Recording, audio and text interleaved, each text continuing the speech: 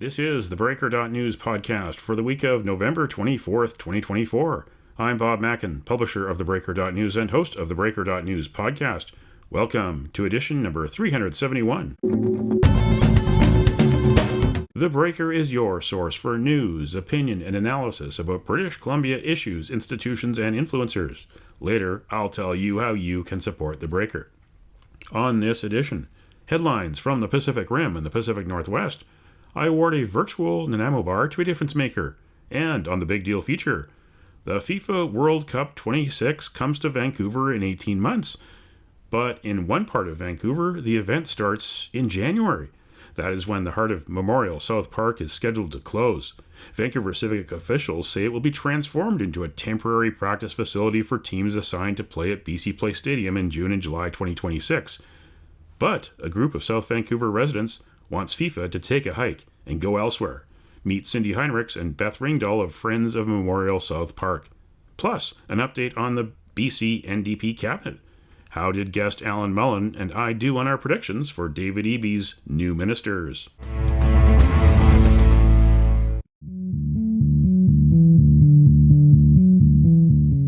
This is the big deal feature on the theBreaker.news podcast.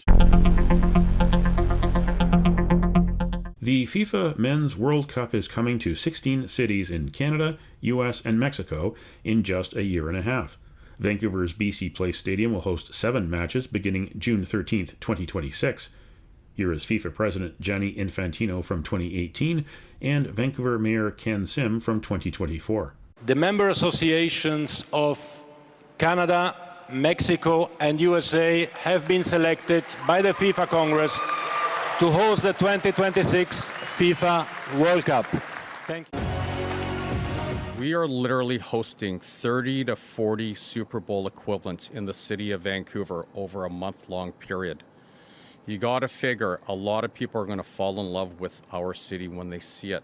Last spring, the NDP government said the cost to BC taxpayers could be as high as $581 million. But the World Cup could be coming to a neighbourhood park in South Vancouver as soon as January 2025. That is because the Vancouver Board of Parks and Recreation and Vancouver City Hall plan to close a large part of Memorial South Park in order to turn the cricket, oval, and surrounding area into a training facility for World Cup teams. The other training centre will be Killarney Park. Memorial South was dedicated 98 years ago to soldiers who sacrificed their lives in World War I. It is the site of one of Vancouver's biggest Remembrance Day ceremonies every year. Neighbours Cindy Heinrichs and Beth Ringdahl are part of Friends of Memorial South Park. They are unhappy with the lack of consultation and the abundant secrecy. They want civic officials to choose another park. The first voice you will hear is Cindy Heinrichs. They're putting in a temporary FIFA training facility for the summer of 2026. I believe, is it 5 weeks? 7 weeks. And but they're closing this area of the park, or a larger area of the park possibly. We are having a hard time getting accurate information about that for 2 years from what we can tell. They're cutting 15 trees, which we think are all healthy trees. They are not informing the community about what's going on, and we're trying to find out what's going on and inform the community. Never. No. Wow. The people who live along the edge of the park were given a postcard that informed them that 4 light standards would be erected in the park. And they are the only people who've received any information whatsoever, and it was only about 4 light standards, nothing about a 2-year closure of the park and the work that would be done here. Beth Ringdahl holds up a map showing the tentative plans. And we're told it's all temporary. This is the practice, the training, washrooms, etc., shower rooms for the athletes, the FIFA Operations Center, our cenotaph that will be behind a security fence, the existing field house that will be for the city works, and a media center. All of these are to be removed. This athletes training center is on top of our children's playground, which we are told is going to be potentially a temporary pop-up playground somewhere in the park. No firm commitment to that. There are bats actually living in some of these trees as well. I've been told that the bats are protected, but the trees that they live in are not protected. So we think that some of that bad habitat will come down. And hundreds of people in the summer or good weather are here doing church picnics, family reunions. We don't even know for sure where this 2.5 meter security perimeter fence is. Is it going to be a nice place to visit for 2 summers? Public washrooms, we don't even know if there's going to be public washrooms. Well, the public washrooms are going to be closed off because the field house is going to be closed off. So we've been asking them if we get porta potties, and we haven't been given an answer. So I can just see when we have all the soccer teams playing over there, our local soccer teams, not the FIFA soccer teams, that maybe they'll erect some porta potties for them. We're hoping that people will look into what's going on here and find out more about it, because this is indicative of things that are happening in other parts of the city. We've not been informed. Things are kept very secret. And the story is ever shifting, and this is something people should be concerned about if this is the way that our city is being run. And also, if they can support our petition, that would be great, because the more people that sign it, the louder our voices. And one more point is just the secrecy behind this, that there's clear procurement and bid processes that are supposed to be followed in the city. We can't find any documentation about the particular contractors that are doing this work. That's part of being a taxpayer in Vancouver, that you should be able to know how your tax dollars are being spent.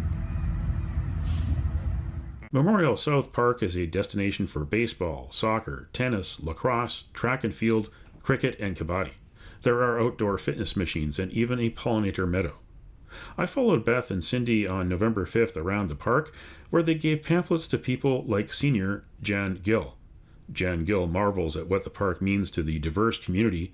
He supports the Friends of Memorial South Park, but worries that politicians will ignore Beth and Cindy. All together, morning, evening, about 80. Yes. Wow. This is different group. One group comes sit over there. And then in the evening, one group they play cards. Then they walk. Few of them they just have a couple of drinks. To be honest with you, everybody's enjoying different ways. And right? we all play together, like the kids and the tennis players and the athletes. I know. We all play together. I've been living in this country for the last 49 years. But this place, everybody admires. Yeah. Every nationality, every age, they like to come here. And they get along fun, no fight, no argument. Here you are dealing with FIFA and all its major sponsors coming to town, deciding to be in your neighborhood. How does this make you feel as citizens, neighbors, and taxpayers? Well, we're the voiceless. We're trying to represent the voiceless of the community. There's a lot of people here who wouldn't even know how to speak out, how to reach out to the city. I think between us, we've spoken to hundreds of people, and there are other members on the committee who have as well. Hundreds of people who use this park, and we hand out flyers to let them know what's going on. And some people are still shocked. We're in November now, and people are still shocked. We've had grown men get tears in their eyes when they're told that they're not going to be able to use this park for 2 years, and there's a feeling of betrayal and a feeling that they took none of our needs into consideration. They didn't even have the basic respect to tell us what they were going to do. I don't know anybody who's happy about it. The only people who seem to be in support of it are people who think they're going to be invited to watch the practice, which is not going to happen. So, but honestly, for me, I think that's been 3 people out of hundreds of people that I've spoken to. So I don't think people are hurt and they feel betrayed by City Hall, by the Parks Board, by the FIFA Secretariat. They feel that we don't matter. So they're going to have their big fancy event, and they're going to come here, they're going to cut our beautiful trees down for a temporary event, and they're going to leave us with nothing.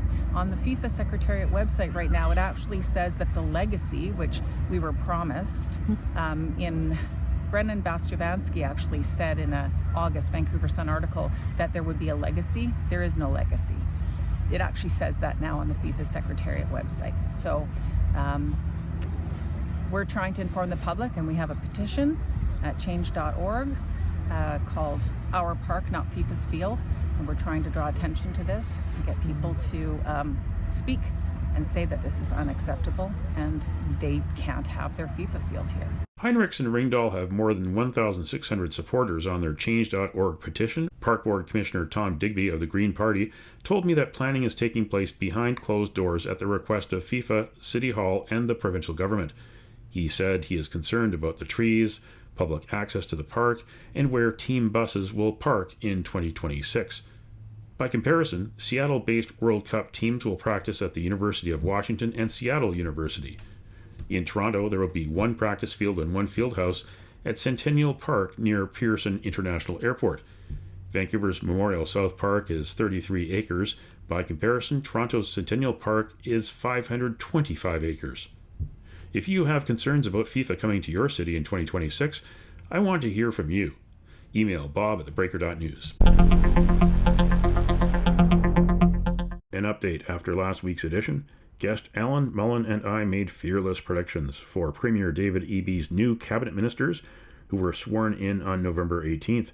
The 24-member cabinet saw longtime Health Minister Adrian Dix trade places with Energy Minister Josie Osborne. Osborne's health ministry absorbed mental health and addictions. Ravi Kahlon remained as housing minister, but now also wears the municipal affairs hat. Brenda Bailey went from economic development to finance. Eby named 2 crime-fighting ministers and transferred longtime Solicitor General Mike Farnworth to transportation and transit.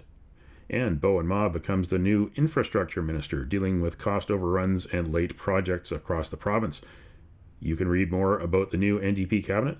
Look for the theBreaker.news headline that says, "A Baker's Dozen Facts About the New NDP Cabinet."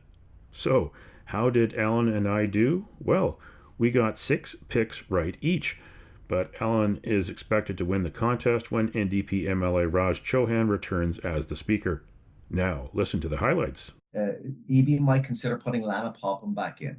Lana was incredibly popular and well-liked in the agricultural community when she was Minister of Agriculture. Now, I'm thinking that for Attorney General and Children and Family Development, that David Eby is going to stand pat. Nikki Sharma in Vancouver Hastings was the Attorney General before the election, and Grace Lohr in Victoria Beacon Hill. I do indeed, yeah. I think you're spot on there, Bob. I think that Nikki Sharma is a no-brainer for Attorney General. And I also agree Grace Lohr is the perfect spot is Children and Family Development for her. And now in Citizen Services, I'm reluctantly saying that Eby is going to keep George Chow from Vancouver Fraserview.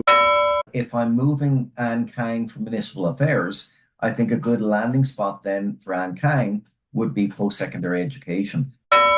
There is nobody better suited to be Solicitor General of the province than Gary Begg, and I think that's where he will land. Water, Land and Resource Stewardship. That's some people called it Walrus for short. It's the ministry formerly known as Land and Water Resource Stewardship, Land Wars. It's had some different names over the years, different business cards, and you'll have a new minister there. And I'm thinking that new minister would be Randeen Neal. That's where I think Randeen Neal, the former broadcaster who won on the Sunshine Coast, will go. So next up is social development. Sheila Malcolmson from Nanaimo Gabriel Island has been the minister there, and I'm thinking that she will continue to be that minister. Who I'm thinking for tourism is Spencer Chandler Herbert.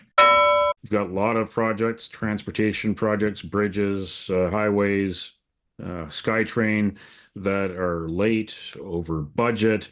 It's a hot potato ministry, and someone like Mike Farnworth would be someone who could take charge there. I think probably Raj Chauhan stays. He's been the speaker, since Darrell Pleck has vacated. He's done a reasonable job. He's fine as speaker.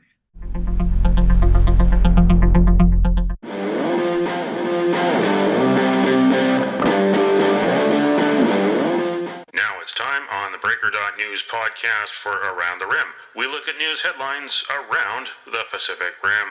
In the Taiwan news, Taiwan export orders rise 4.9% in October. AI, high-performance computing, and cloud computing fuel surge. The October total of $55.45 billion marked the 8th consecutive increase. Export orders for the first 10 months of the year totaled $484.35 billion, 3.8% more than during the same period in 2023. In Kyoto news, Japan PM Ishiba criticized for bad manners at APEC summit. Footage showed Ishiba checking his smartphone while seated as leaders including Canadian counterpart Justin Trudeau and Malaysia's Anwar Ibrahim approached him. Ishiba looked up from his phone and shook hands, but he did not stand up. In the Hong Kong Free Press, Hong Kong 47, government to consider appealing for longer sentences as Taiwan and overseas groups condemn case. Convicted of conspiring to commit subversion, 45 former legislators, ex-district councillors, and activists received jail sentences ranging from 4 years and 2 months to 10 years. While Beijing hailed Hong Kong's rule of law following the jailing of 45 pro-democracy figures on November 19th, foreign governments and rights groups offered condemnation of the case. That's Around the Rim on this edition of the Breaker.news podcast.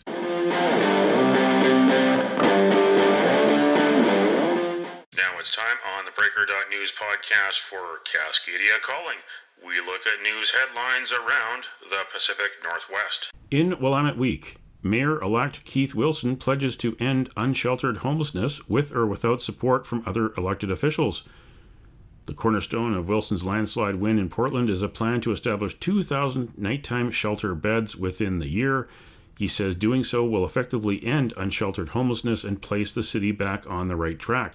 The details of Wilson's plan, which he thinks will cost $25 million annually, are still opaque. In Crosscut, Project 2025 calls for massive changes to Hanford nuclear cleanup. Arguably the most radioactively and chemically contaminated spot in the Western Hemisphere, the Hanford Nuclear Reservation's cleanup is governed by a 35-year-old legal agreement called the Tri-Party Agreement. The Heritage Foundation's blueprint proposes reclassifying radioactive waste as something less dangerous so it can be disposed of more cheaply. And in the Breaker.news, these headlines. Will British Columbians get to see Eby's real mandate letters? And a baker's dozen facts about the new NDP cabinet. Read the stories behind the headlines. Go to theBreaker.news. And introducing BobMackin.substack.com. Visit me there too. That's Cascadia Calling on this edition of the Breaker.news podcast. Don't matter what color you are, 'cause love will conquer hate, so you won't stand alone, you won't stand alone.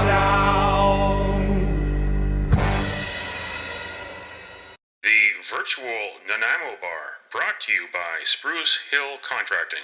Every week we end the Breaker.news podcast on a tasty note by awarding the goodness of a virtual Nanaimo bar to people making a difference. A virtual version of the province's favorite dessert bar goes this week to the Canadian Football League, the Winnipeg Blue Bombers, and the champion Toronto Argonauts, Amar Doman, Dwayne Vinneau, and the host BC Lions, BC Place Stadium, Vancouverites, volunteers, and CFL fans from everywhere. Everybody who made the 2024 Grey Cup Festival a success. Memo to the next CFL commissioner? Please don't wait 10 years to bring the game back to the West Coast. And you can nominate someone for a virtual Nanaimo bar? Send me an email to bob@theBreaker.news.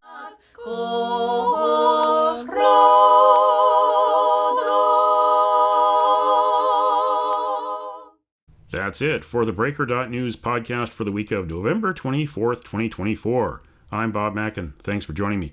Did you know that on the 24th of November in 1971, hijacker D.B. Cooper parachuted from a Northwest Orient airplane with $200,000? He was never found, but the mystery continues. Now you know. Send me your feedback. Send me your story ideas to bob@theBreaker.news. Bookmark theBreaker.news. You can also find us at theBreaker.ca. And introducing BobMackin.substack.com. Visit me there too. Sign up for the free email newsletter and get updates to your inbox, or follow the Breaker News as news happens on X, formerly Twitter. And you can support The Breaker for as little as $2 a month. For more information, go to patreon.com/thebreakernews. That's patreon.com/thebreakernews. Until next week.